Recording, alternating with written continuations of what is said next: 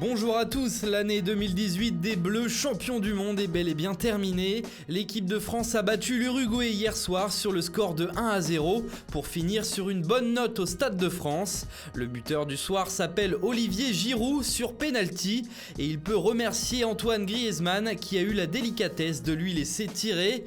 C'est cadeau, titre l'équipe, qui revient également sur la double blessure des stars parisiennes, Mbappé avec les Bleus et Neymar avec le Brésil.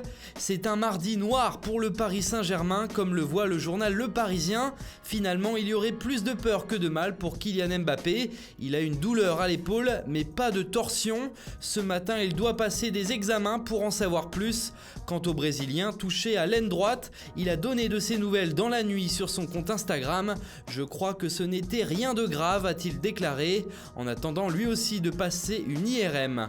Et en Angleterre, on se réjouit de voir Neymar et Mbappé à terre, comme ici dans le Daily Star. Liverpool se déplace en effet sur la pelouse du PSG mercredi prochain.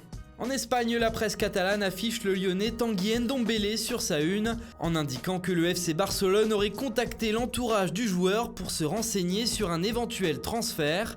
Cependant, le Mediasport précise que le Français n'est qu'un plan C, au cas où les dossiers Adrien Rabiot ou Frenkie de Jong échouent.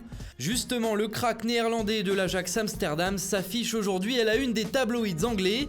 Ici, dans le Mirror, on apprend que de Jong se retrouve fortement courtisé par Manchester City, qui serait prêt à payer environ 84 millions d'euros pour celui qu'ils appellent le nouveau Johan Cruyff.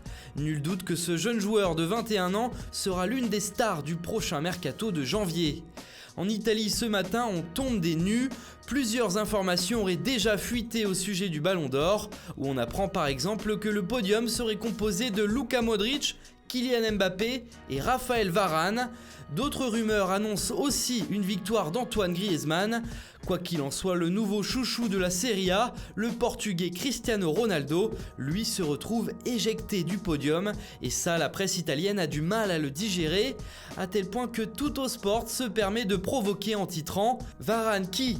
Et c'est encore plus violent dans le Corriere dello Sport du jour. La claque pour Ronaldo, titre le quotidien italien. Alors on ne sait pas du tout d'où viennent ces informations. Toujours est-il que cette presse transalpine en est certaine. Ronaldo et Messi ne sont pas sur le podium et c'est un scandale. Enfin, plus pour CR7 que pour la Pulga, puisque Ronaldo joue en Italie. Vous avez dit objectif. Voilà, c'est tout pour ce matin. Bonne journée à tous et à très vite sur Foot Mercato.